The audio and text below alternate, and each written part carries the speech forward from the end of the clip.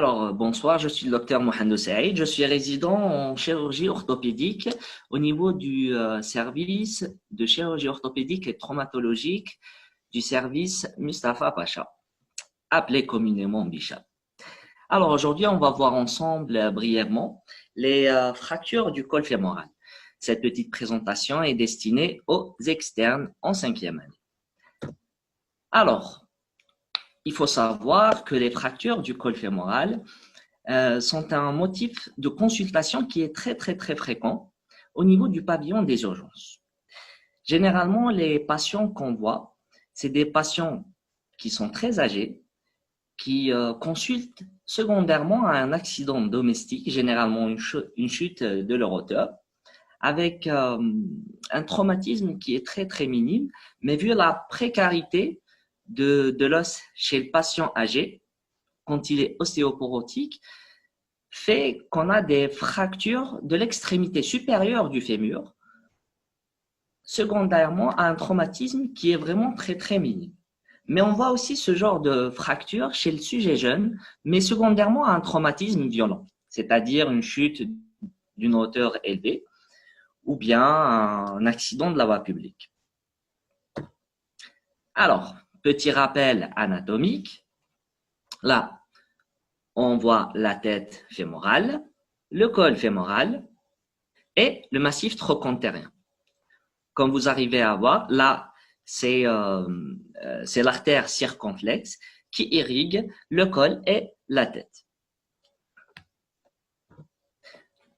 Alors, sur cette coupe, juste pour rappeler la relation entre l'extrémité supérieure du fémur et l'os coxal, c'est l'acétabulum.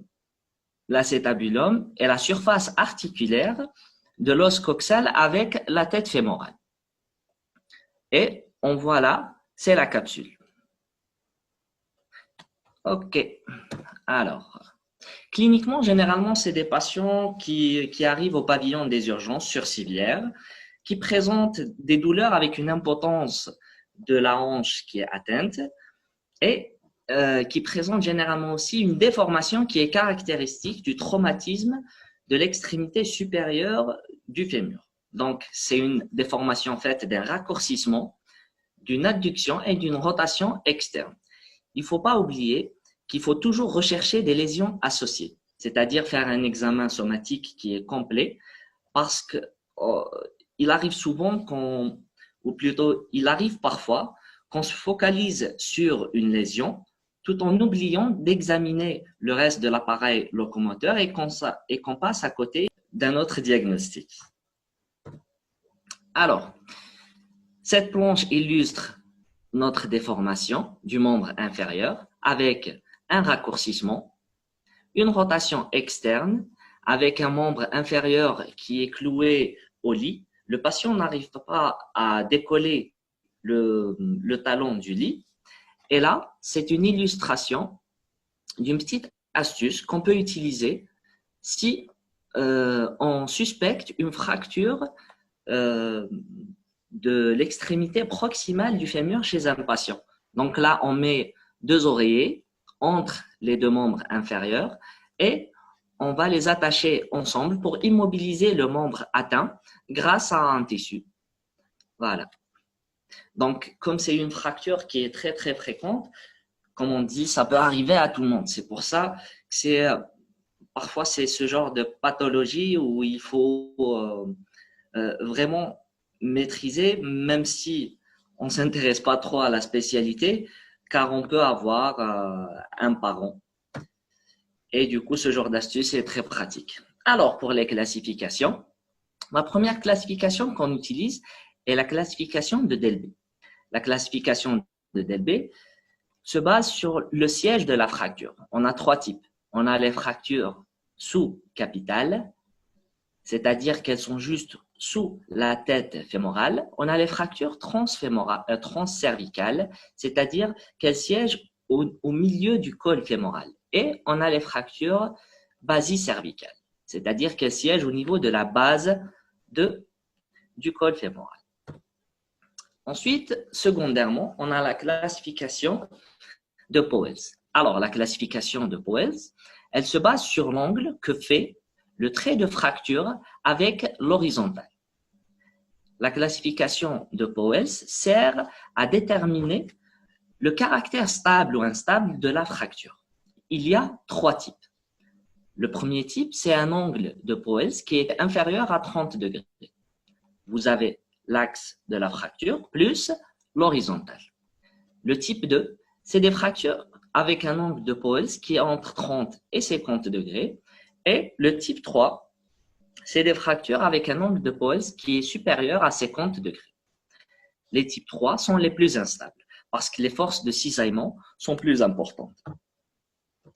La troisième classification qu'on utilise, c'est la classification de Garden. La classification de Garden se base sur le trajet des travées. Elle comporte 4 types. Pour le type 1, c'est des fractures qui sont dites en coxa valga.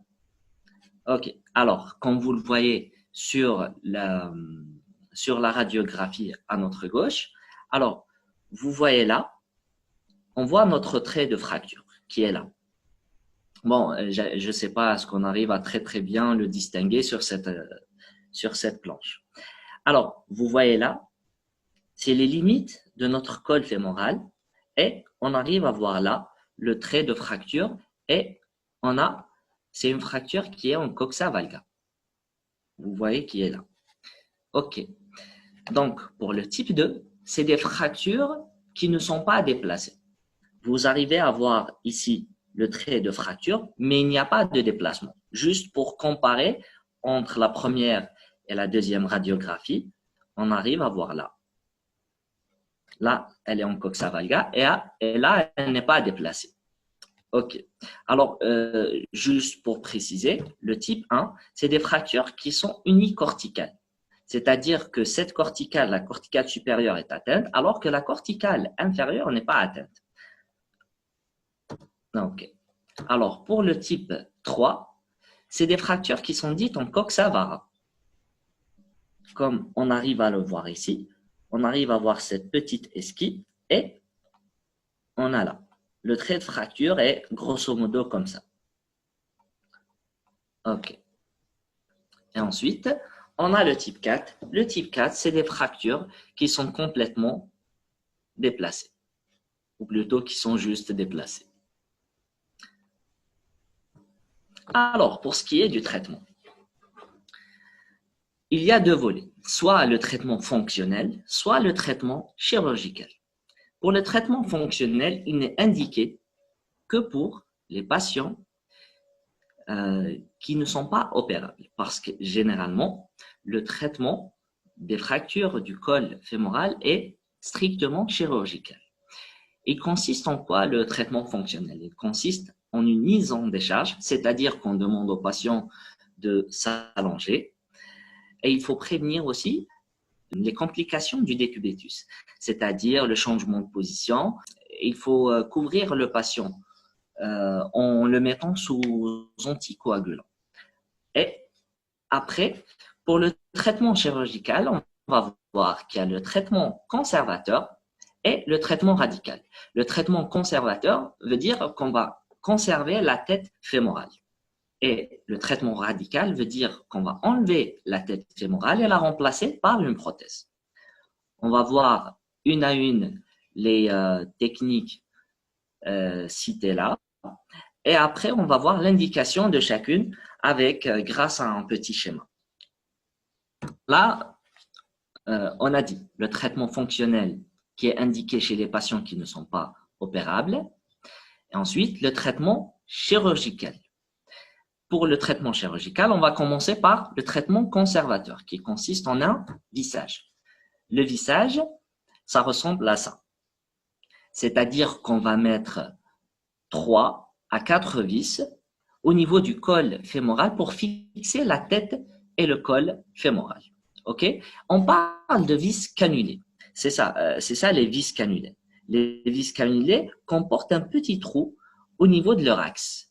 Ce petit trou, il sert à les introduire, il sert à introduire une broche qu'on utilise généralement lors de la procédure chirurgicale. Alors, vous voyez là, on peut utiliser 4 vis ou bien 3 vis de cette manière. Elle est disposée de cette manière. OK.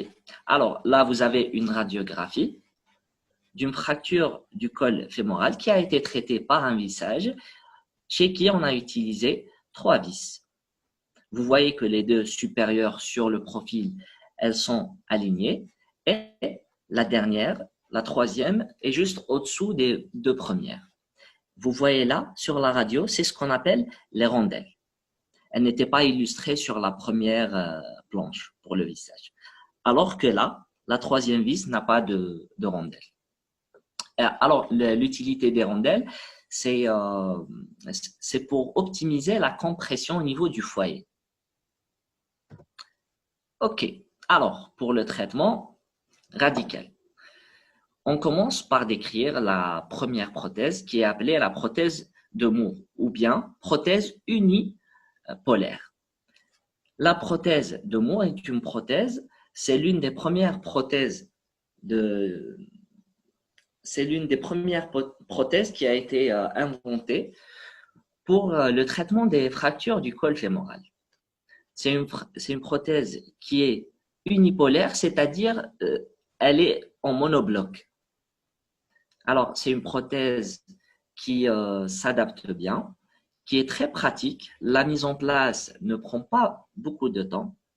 Et par contre, la fiabilité est un peu discutable parce que c'est des prothèses qui se luxent comparativement par rapport à d'autres prothèses qu'on va voir après. OK. Donc, quand vous voyez cet aspect, c'est-à-dire un aspect qui est en monobloc au niveau sur la radiographie, donc on sait que c'est une prothèse de Moore. OK.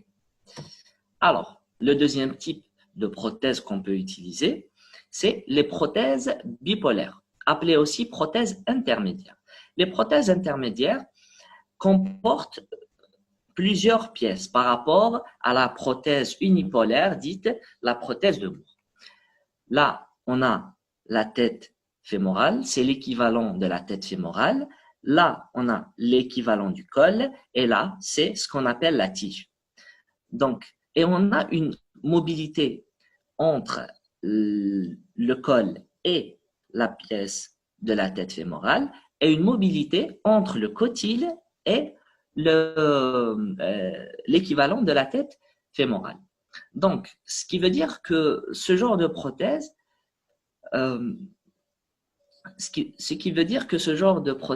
va utiliser moins, ou plutôt elle va moins user notre capital cartilagineux au niveau du cotyle. OK. So, voilà. Là, on arrive, c'est une illustration d'une prothèse intermédiaire sur un mannequin. Voilà. Donc, c'est les frottements à long terme, les frottements de la tête, de la pièce de la tête fémorale avec le cotyle vont créer ce qu'on appelle des cotyloïdites. Et comme il y a une deuxième mobilité au niveau des prothèses intermédiaires ou plutôt bipolaires, donc le cotyle sera plus protégé, entre guillemets. Excusez-moi. OK. Alors, le troisième type de prothèse, c'est les prothèses totales de hanche. Les prothèses totales de hanche, comparativement aux prothèses intermédiaires, ont une pièce en plus, qui est la pièce cotyloïdienne. Donc, c'est le même principe.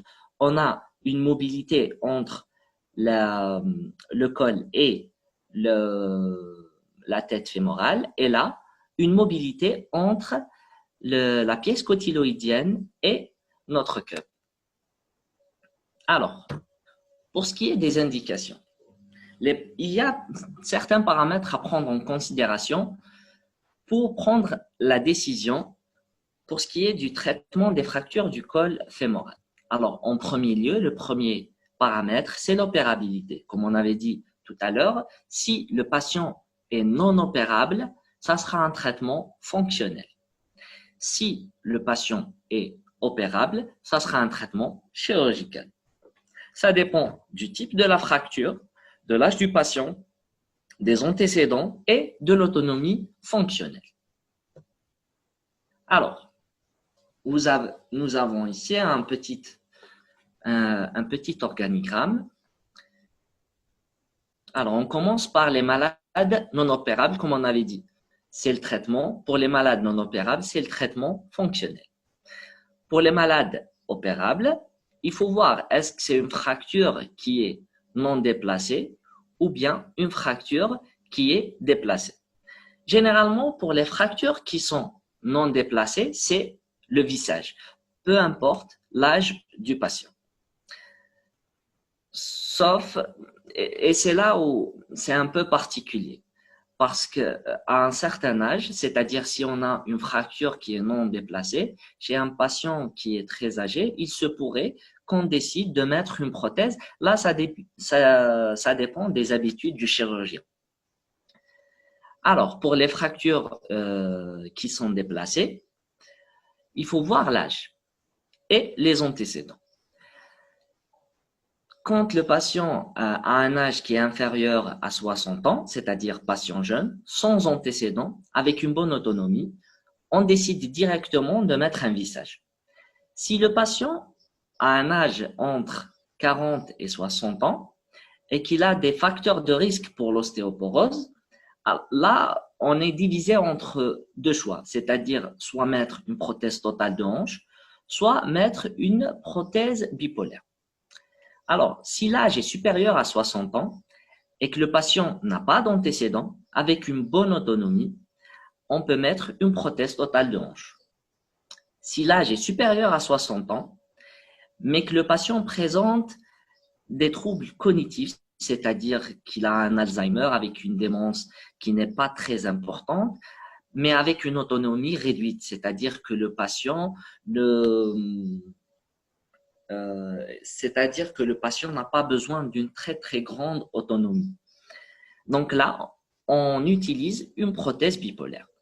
Si le patient a un âge supérieur à 60 ans et qu'il a des troubles cognitifs très importants ou qu'il a des facteurs de comorbidité, et avec une autonomie qui est très réduite, là, on utilise une prothèse unipolaire. Voilà. Alors, pour ce qui est de cet algorithme, il n'est pas parfait parce que ça dépend des écoles.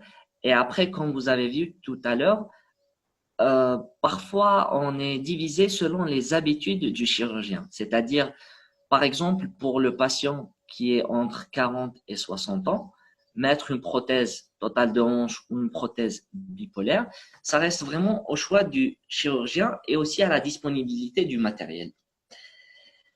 Et voilà. Merci pour votre attention.